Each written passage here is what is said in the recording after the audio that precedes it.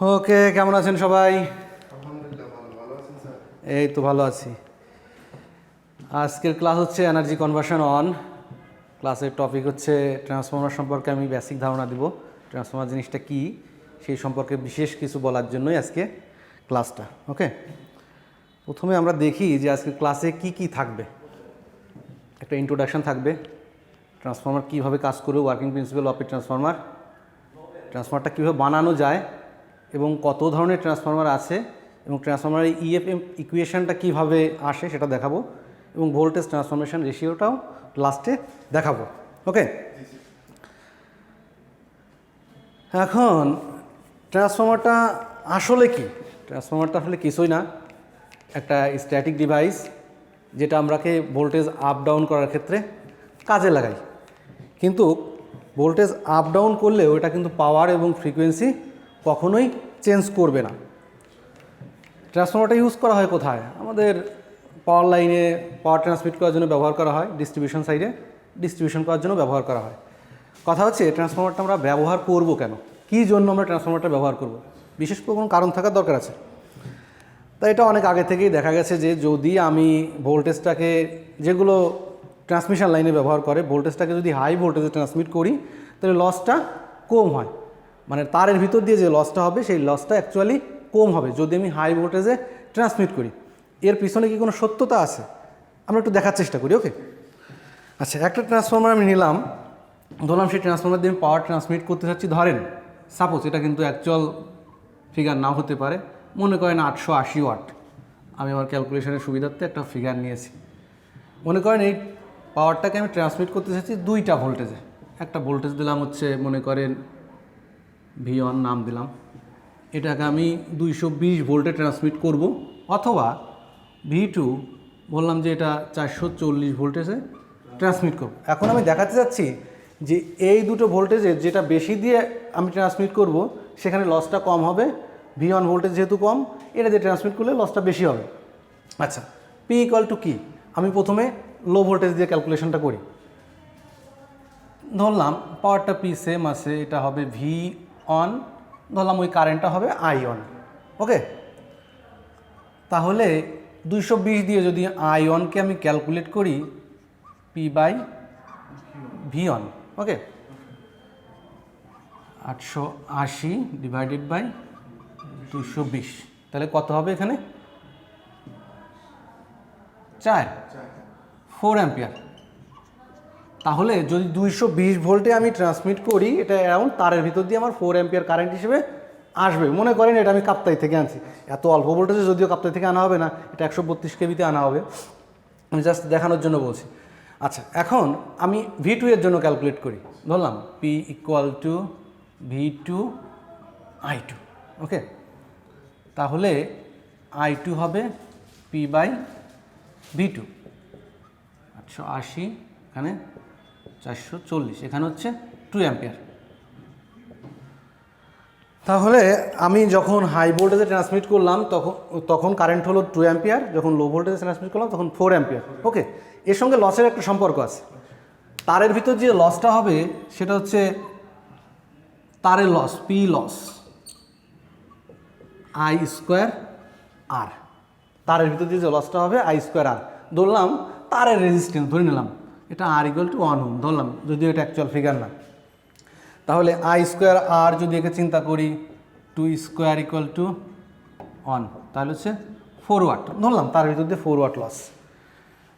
এটা হচ্ছে কিসের জন্য? V2 ভোল্টেজের জন্য। এটা হচ্ছে V2 ভোল্টেজের জন্য 4 ওয়াট লস হয়েছে। P loss equal to I square R। এখানে I স্কোয়ার, এটা I2 square R, I1 square R। I1 square হচ্ছে 4 স্কোয়ার ইন্টু 1, তাহলে 16 ওয়াট। তাহলে দেখা যাচ্ছে যে আমি যদি এখানে কি করছি, আমি 200 এখানে করেছি কি 440 ভোল্টেজ আমি ট্রান্সমিট করেছি। 440 ভোল্টেজ ট্রান্সমিট করলে আমার 880 ওয়াট থেকে 4 ওয়াট হচ্ছে আমার লাইনে লস হয়েছে। সেই ভোল্টেজটাকে যদি আমি 440 ভোল্টেজে ট্রান্সমিট করতাম, না এটা 440 ভোল্টেজ ট্রান্সমিট, এটা হচ্ছে আমার এইটা I1 হচ্ছে V1, এখানে V1 হচ্ছে 220 ভোল্ট, এখানে V1 হচ্ছে 220 ভোল্ট, আর এখানে V2 হচ্ছে 440 ভোল্ট। 440 ভোল্ট, অর্থাৎ 440 ভোল্টে ট্রান্সমিট করলে 4 ওয়াট লস হবে, আর 220 ভোল্টেজে ট্রান্সমিট করলে 16 ওয়াট লস হবে। এই জন্য আমরা কথাটা বলি যে হাই ভোল্টেজে যদি আমরা ট্রান্সমিট করি তাহলে লসটা কম হবে। এই লসটাকে মিনিমাইজ করার জন্য মূলত আমরা হাই ভোল্টেজে ট্রান্সমিট করি। ওকে,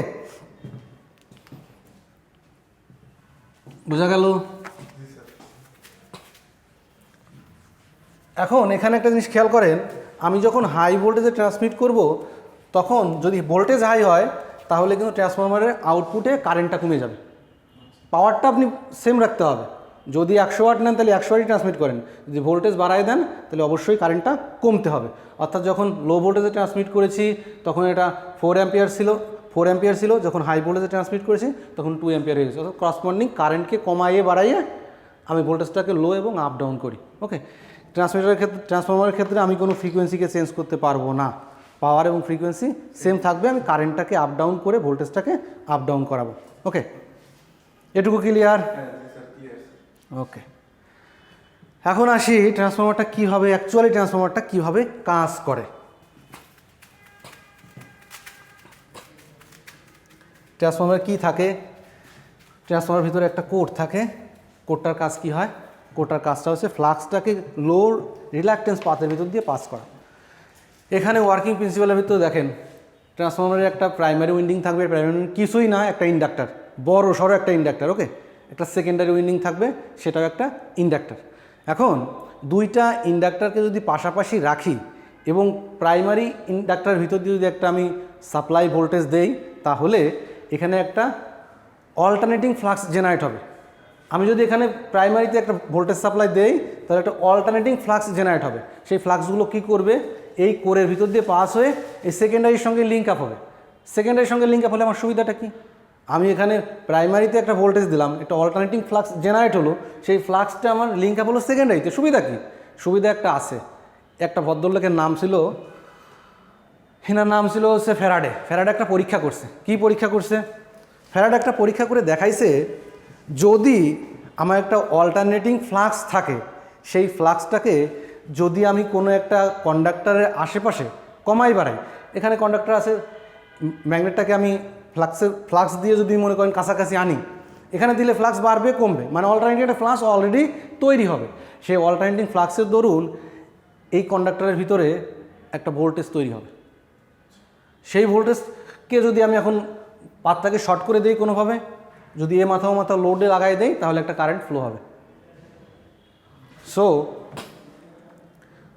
ট্রান্সফরমারের প্রাইমারিতে যখন আমি একটা ভোল্টেজ সাপ্লাই দিব, সে একটা অল্টারনেটিং ফ্লাক্স এই কোরের ভিতর দিয়ে তৈরি করবে। সেই অল্টারনেটিং ফ্লাক্স সেকেন্ডারিতে এসে একটা ভোল্টেজ ইনডিউস করবে। এখন সেকেন্ডারিতে যদি কোনো একটা লোড লাগাই তাহলে সেই লোডের ভিতর দিয়ে একটা কারেন্ট পাস হবে। এটা হচ্ছে মূলত ট্রান্সফরমারের বেসিক প্রিন্সিপাল। ট্রান্সফরমারের দুইটা উইন্ডিং থাকবে এমন কোনো কথা নেই, এটা 3 ফেজও হতে পারে। আমি নর্মালি বেসিকটা বোঝানোর জন্য দুইটা উইন্ডিং দিয়ে বোঝালাম। ওকে, তাহলে ট্রান্সফরমার কাজ করবে হচ্ছে,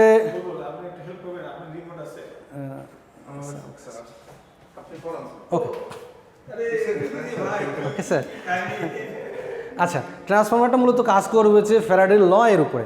ফ্যারাডে যে লটা দিয়েছে সেই সিম্পল একটা ল এর উপরে বেস করে ট্রান্সফরমারটা কাজ করে। ট্রান্সফরমারের যে কোডটা রাখা হয়েছে, এই কোডটার কাজ হচ্ছে মূলত এই যে ম্যাগনেটিক ফ্লাক্সটা আছে এটাকে একটা গাইডলাইন প্রদান করে। আমি একটা গাইডলাইন দিব, যে গাইডলাইনের ভিতর দিয়ে ফ্লাক্সটা সেকেন্ডারিতে চলে আসবে। তো লো রিলাক্টেন্স পাথের ভিতর দিয়ে আসলে আমার ফ্লাক্সের যে লো রিলাক্টেন্স পাথ দিয়ে আসলো তাতে লসটা আমার কম হবে, সেই লসটা মিনিমাইজ করার জন্য এই কোরেরও ডিজাইন আছে। আমি কোডটা কী ধরনের ডিজাইন করবো তার সামনে আমরা দেখব। এখন আমি ট্রান্সফরমারের ভোল্টেজ ইনডিউস করলাম, মনে করেন এখানে একটা সাপ্লাই ভোল্টেজ দিলে এখানে একটা ভোল্টেজ ইনডিউসড হবে। ওকে, এখন সাপ্লাই ভোল্টেজ দিলে এই ভোল্টেজটার পোলারিটি কোন দিকে হবে তা নির্ধারণ করার জন্য আমাদের আরেকটা সূত্র জানতে হবে, সেটা লেনজের ল। লেনজের ল কী বলতেছে? যদি প্রাইমারিতে মনে করেন এটা একটা ট্রান্সফরমার,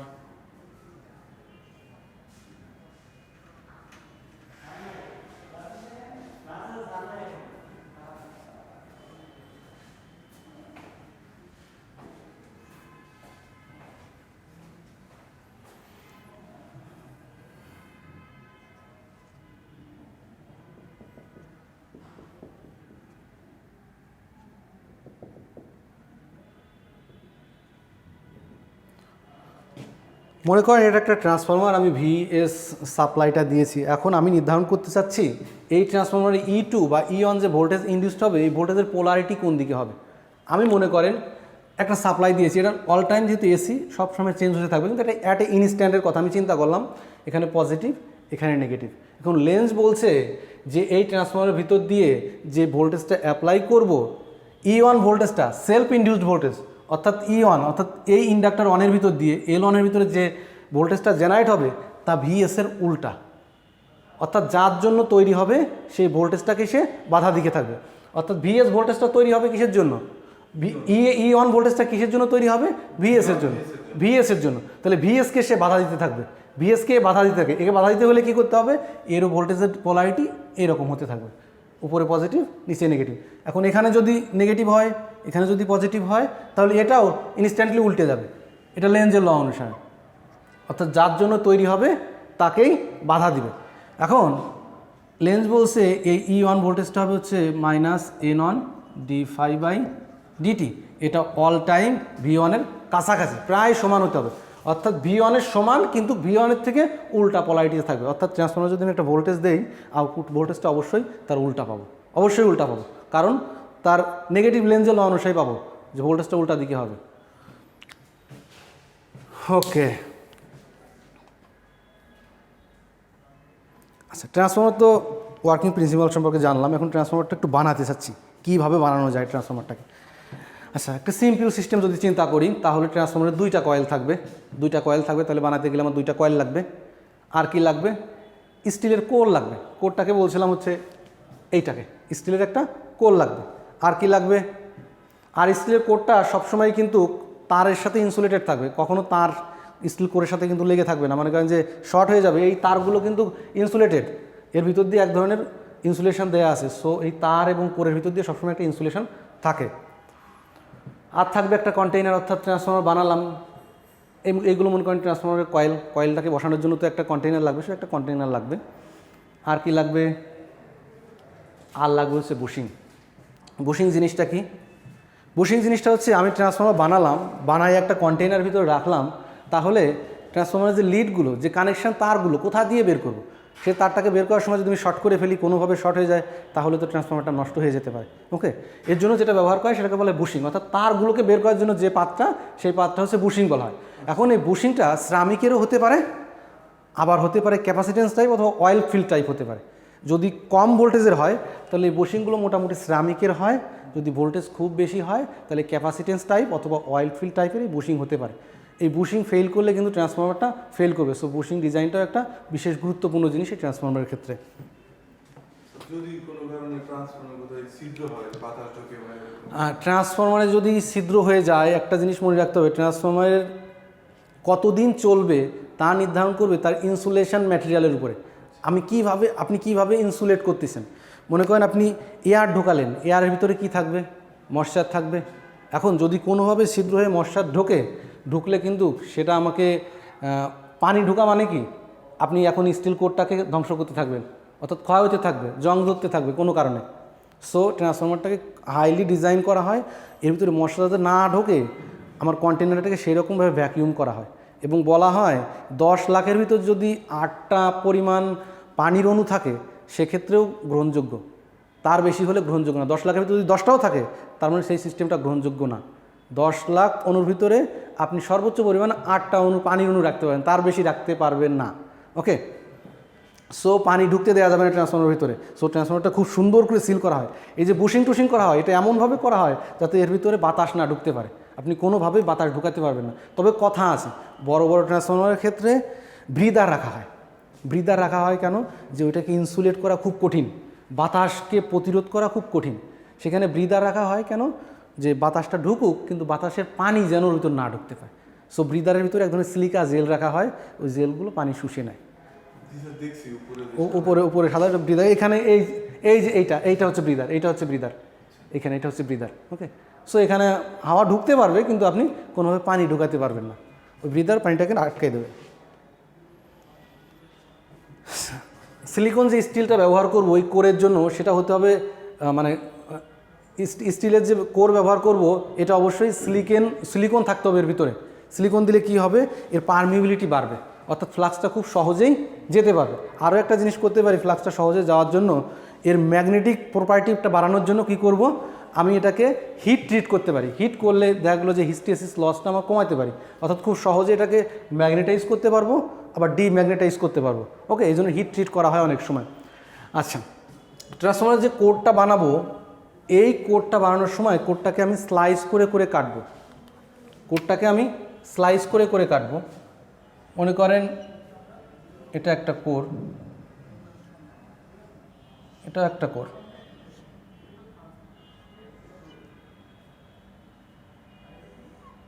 দুইটা মনে করেন আলাদা আলাদা দুইটা শিট, দুইটা মনে করেন আলাদা দুইটা শিট আমি আঁকছি। এখন এই দুইটা শিট আমি কি সরাসরি জয়েন্ট করে দিব? আমি বলছি ট্রান্সফরমারের কোডটাকে আমি কখনোই বাল্ক রাখবো না। বাল্ক রাখলে অসুবিধা কি হবে, এর ভিতরে এক ধরনের ইডি কারেন্ট লস হবে। অর্থাৎ এইটা যদি একটা শিট না রেখে যদি একটা ডিরেক্ট এইরকম একটা বাল্ক স্টিল রাখতাম, তাহলে তার ভিতর দিয়ে একটা কারেন্ট হতো, সেই কারেন্টটার নাম বলতে সার্কুলেটিং কারেন্ট, সেটার নাম হচ্ছে ইডি কারেন্ট। ইডি কারেন্ট, এবং এই ইডি কারেন্টটা কোডটাকে গরম করে ফেলতো, সো সেটা লস আকারে হিট আকারে আমার বের হয়ে যেত। এই ইডি কারেন্ট লসটাকে কমানোর জন্য আমি ট্রান্সফরমারের যে স্টিল কোডটা থাকবে, স্টিল কোডটাকে স্লাইস করে করে কাটবো। এখন স্লাইস করে কাটলাম, কেটে তার সারফেস এরিয়াটাকে বাড়াই দিলাম, এখন আবার জোড়ায় লাগাই দিলাম। জোড়ায় লাগাই দিলে কি আমার লাভ হলো? কোনো লাভই হবে না। এই স্লাইসগুলোকে আমার ইনসুলেট করার জন্য ইনসুলেটিং ম্যাটেরিয়াল এক একটা স্লাইসের মাঝে ঢুকাই দিব। এইটা যদি একটা স্লাইস হয়, এটা যদি একটা স্লাইস হয়, এর মাঝে একটা ইনসুলেটিং ম্যাটেরিয়াল দিব, যাতে কোনোভাবেই ওই সার্কুলেটিং কারেন্টটা এই পাত থেকে ওই পাতে না যেতে পারে। এই মেকানিজম ইউজ করে এই ইডি কারেন্টটা লসটাকে কমানো হয়। আচ্ছা, এই স্লাইসটা করব কীরকম থিকনেস, তারও একটা হিসাব আছে। যদি একটা 50 হার্জের ট্রান্সফরমার হয়, তাহলে এই লেমিনেশনটা হবে 0.35 মিলিমিটার, অর্থাৎ এই স্লাইসের মাঝে যে লেমিনেশনটা দিব কতটুকু ঠিক হবে, সেটা 0.35 মিলিমিটার। কিন্তু সেটা যদি 25 হার্জের হয়, তাহলে হবে 0.5 মিলিমিটার। ওকে, বোঝা গেল?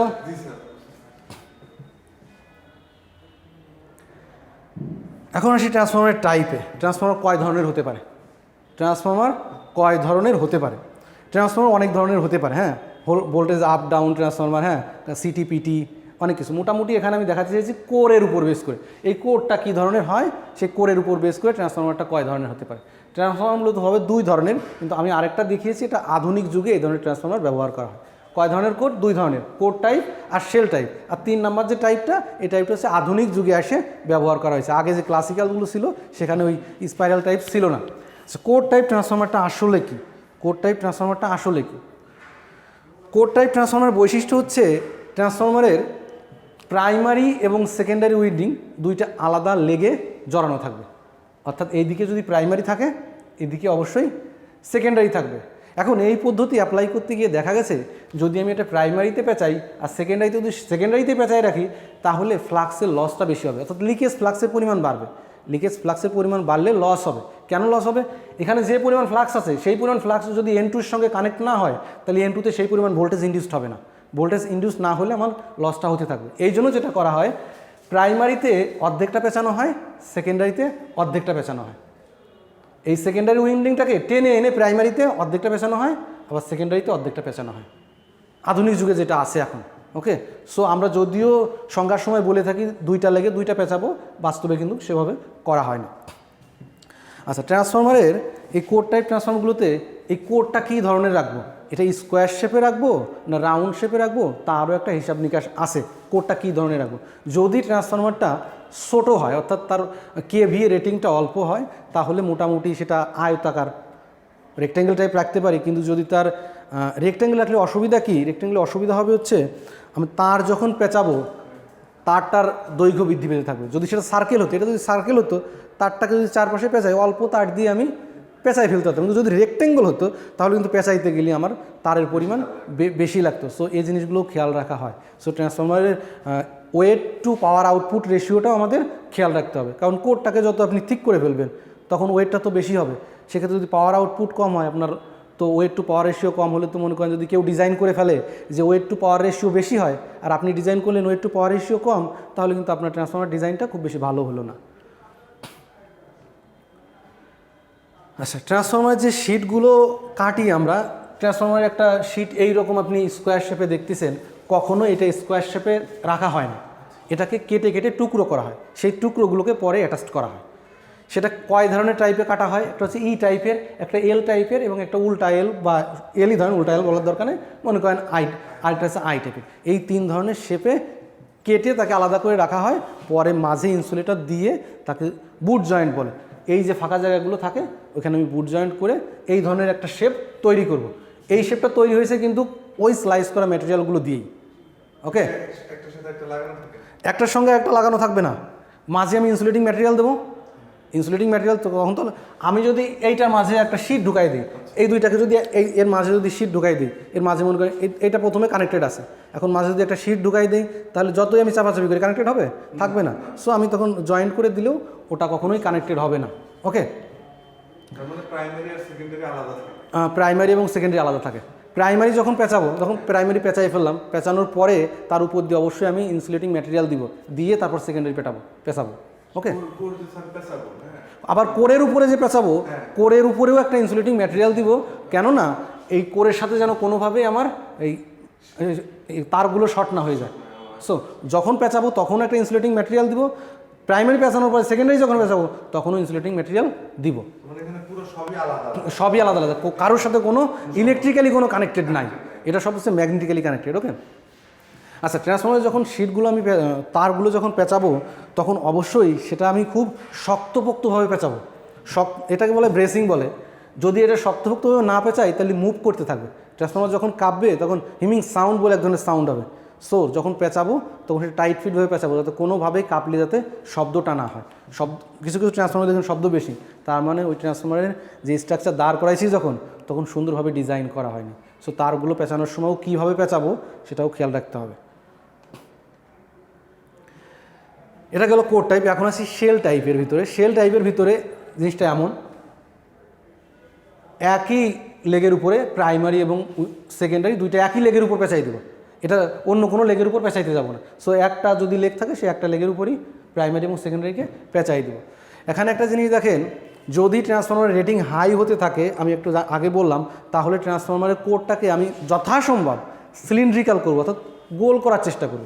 এখন একটা টুকরো টুকরো শীট দিয়ে গোল করাটা খুব কঠিন ব্যাপার। এই জন্য এখানে খেয়াল করেন, যদি নর্মাল অল্প কেভিএর ট্রান্সফরমার হয় তাহলে রেক্টেঙ্গেল সাইজে রাখি, কোনো সমস্যা নাই। তার থেকে যদি রেটিং একটু বেশি হয় তাহলে মোটামুটি স্কোয়ার শেপ করলে দেখলো তারটা মোটামুটি একটু গোলভাবে পেঁচানো যায়।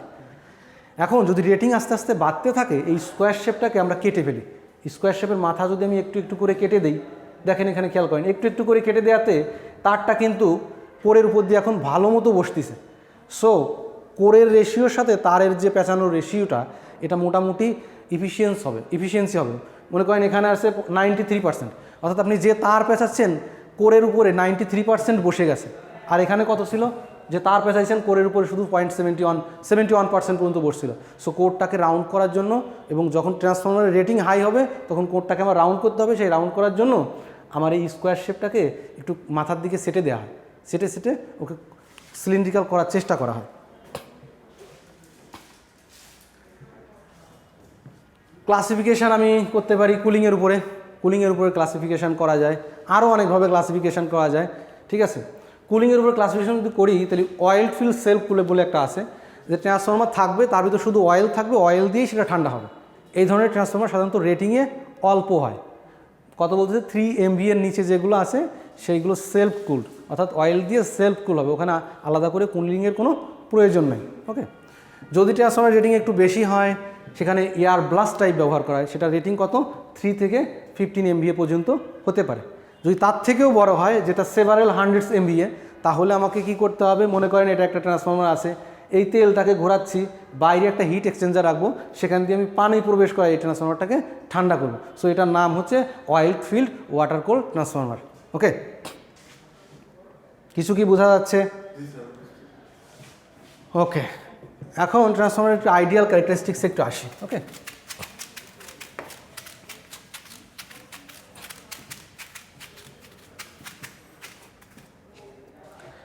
আইডিয়াল ট্রান্সফরমার আমরা কেন বলবো? আইডিয়াল ট্রান্সফরমার বলে আসলে কিছু হয় না, কিন্তু আমরা ক্যালকুলেশন বা হিসাব নিকাশের সুবিধার জন্য আমরা আইডিয়াল ট্রান্সফরমারের কনসেপ্টটা কাজে লাগাবো। আচ্ছা, আইডিয়াল ট্রান্সফরমার যে জিনিসগুলো থাকবে, এটা কোনো লস থাকবে না, কোনো লসই থাকতে পারবে না আইডিয়াল ট্রান্সফরমারে, অর্থাৎ হিস্টেসিস লস বা ইডি কারেন্ট লস, যে ধরনের লস বলি কোনো লসই সেই ধরনের ট্রান্সফরমারে থাকতে পারবে না। অর্থাৎ ইনপুটে যে ধরনের পাওয়ার, যে পরিমাণ পাওয়ার দেবো আউটপুটে সেম পরিমাণ পাওয়ারই পাবো।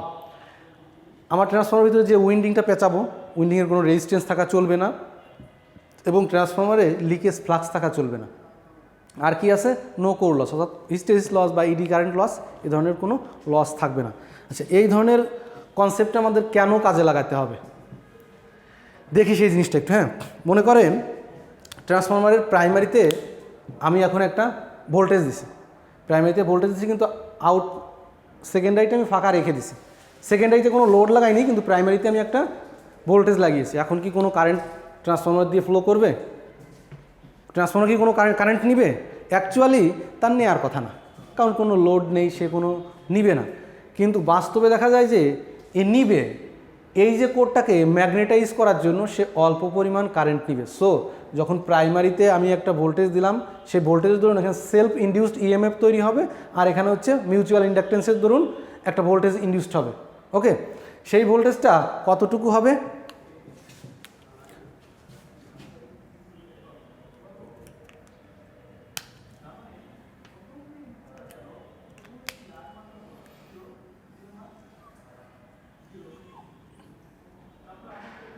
তাহলে কি ছিল?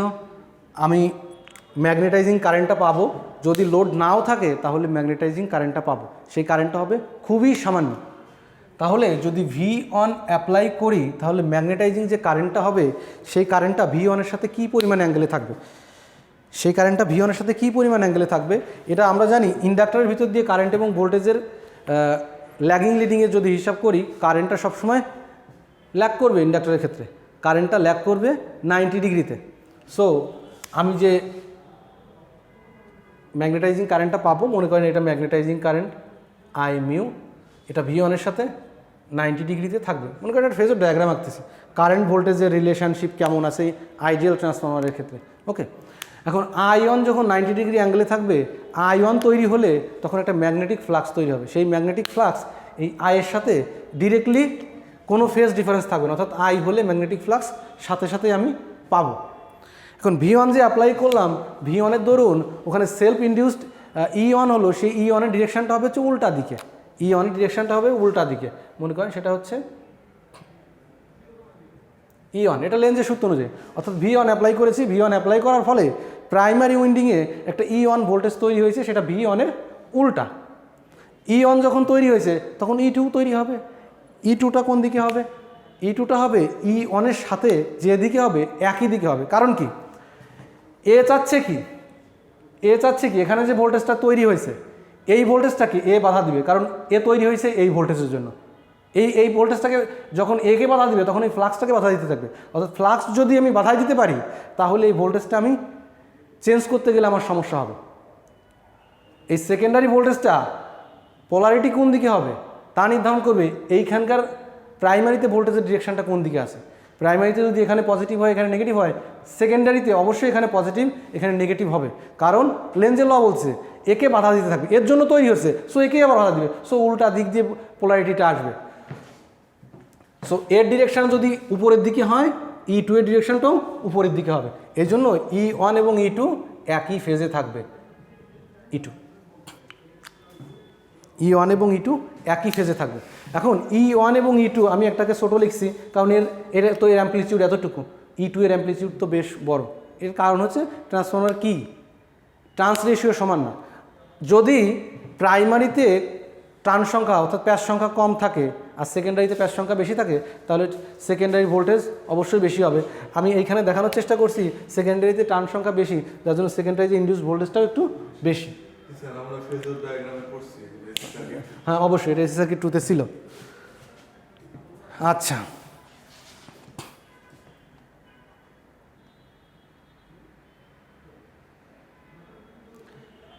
এখন E1 এবং E2 কী পরিমাণ ডেভেলপ হবে একটা ট্রান্সফর্মারের ভিতরে, E1 এবং E2 কী পরিমাণ ডেভেলপ হবে তার একটা রুলস আছে। আমার মেইন রুলস ছিল কি, যে পরিমাণ ভোল্টেজ জেনারেট হবে সেটাকে আমি বলছিলাম N on d∅ by dt। E1 minus N1 d5 by এই মাইনাস চিহ্নটা কিসের জন্য, ডিরেকশন উল্টা দিকে, তার জন্য মাইনাস চিহ্নটা দেওয়া হয়েছে, এটা না দিলেও আমার কোনো সমস্যা নাই। ওকে, এই E1 যে জেনারেট হবে, E1 যে ভোল্টেজ ইনডিউসড হবে, কী পরিমাণ হবে তার একটা সূত্র আছে 4.44 F∅N1, অর্থাৎ প্রাইমারিতে যে পরিমাণ ভোল্টেজ জেনারেট হবে তা এইটার সমান। এটা হচ্ছে প্রাইমারি ভোল্টেজ জেনারেটেড। এখানে কিন্তু এনপি দেওয়া আছে, অর্থাৎ প্রাইমারি ট্রান্স সংখ্যা। প্রাইমারি ট্রান্স সংখ্যা ফ্রিকোয়েন্সি এবং ফ্লাক্সের সাথে সম্পর্কিত। সেকেন্ডারিতে কী হবে, সেকেন্ডারি ট্রান্স সংখ্যা ফ্রিকোয়েন্সি এবং ফ্লাক্সের সঙ্গে সম্পর্কিত। এখন এই দুইটা ইকুয়েশন থেকে আমি ট্রান্স রেশিওর একটা কনসেপ্ট আনতে পারি, অর্থাৎ প্রাইমারিতে কী পরিমাণ ভোল্টেজ দিলে আউটপুটে কী পরিমাণ ভোল্টেজ যাবে তার একটা রিলেশনশিপ আমি দাঁড় করাইতে পারি। এখানে দেখা যাচ্ছে দাঁড় করাইছে অলরেডি, এখানে ইপি ডিভাইডেড বাই ইএস, এই দুইটা যদি করি তাহলে শেষ পর্যন্ত বাঁচবে কি এনপি বাই এনএস, অর্থাৎ primary voltage EP ES equal to হচ্ছে এনপি এনএস, অর্থাৎ primary voltage divided by secondary voltage হবে প্রাইমারি টার্ম সংখ্যা, এবং সেকেন্ডারি টার্ম সংখ্যার ডিভাইডেড করলে যা হবে তার সমান হবে। ওকে, এই রুলসটা ডিরেক্টলি মুখস্থ রাখতে হবে, ড্রাইভেশনের দরকার নেই, কিন্তু মুখস্থ রাখলে পরে ট্রান্সফর্মার ম্যাথ করার সময় সহজ হবে। আচ্ছা, এখানে যে জিনিসটা বলছে ওই একই কথা একটু আগে যেটা বললাম, যদি N2 মানে হচ্ছে সেকেন্ডারিতে ট্রান্স সংখ্যা বেশি হয় তাহলে ট্রান্স রেশিও কে যেটা বলতেছি কে অবশ্যই একের থেকে বড় হবে, যদি N2 অর্থাৎ সেকেন্ডারি ট্রান্স সংখ্যা কম হয় তাহলে কে এর মান অবশ্যই একের থেকে কম হবে। যদি একের থেকে কম হয় তাহলে সেটা হচ্ছে স্টেপ ডাউন ট্রান্সফর্মার, যদি একের থেকে বেশি হয় তাহলে সেটা হচ্ছে স্টেপ আপ ট্রান্সফর্মার। সো এখানে কারেন্টের সঙ্গে একটা রিলেশন দাঁড় করানো যায়, আমি ভোল্টেজের সঙ্গে প্রাইমারি ভোল্টেজ এবং সেকেন্ডারি ভোল্টেজের রিলেশন দাঁড় করালাম ট্রান্স সংখ্যার সঙ্গে। এখন ট্রান্স সংখ্যার সঙ্গে যদি কারেন্টের একটা রিলেশন দাঁড় করাতে চাই, রিলেশনটা এমন, অর্থাৎ ট্রান্সফর্মার ভিতর দিয়ে যে পরিমাণ পাওয়ার আসবে আউটপুটেও সেই পরিমাণ পাওয়ারই যাবে, অ্যাপারেন্ট পাওয়ার, অর্থাৎ ইনপুটে যে পরিমাণ পাওয়ার দিব আউটপুটেও সেই পরিমাণ পাওয়ারই দিব। তাহলে ইনপুটের পাওয়ারের ইকুয়েশন হচ্ছে V1 × I1 ইকুয়াল টু আউটপুটের পাওয়ার হচ্ছে V2 × I2। এই দুটাকে যদি আমি ক্যালকুলেশন করি তাহলে এই ধরনের একটা ইকুয়েশন দাঁড়াবে V2 divided by V1 equal to I1 by I2 equal to K, অর্থাৎ সে কী পরিমাণে ট্রান্সফর্ম করবে ইনপুট থেকে আউটপুটে, এই রিলেশন থেকে আমরা বের করতে পারি। যখন ম্যাথগুলো করব তখন আমরা দেখতে পারবো। এই ছিল মোটামুটি আজকে ট্রান্সফরমারের একটা বেসিক ধারণা দেওয়ার চেষ্টা। আশা করি আপনারা সবাই বুঝতে পারছেন, না বুঝতে পারলেও একটু বাসায় গিয়ে দেখে নেবেন যে কী কী পড়লাম।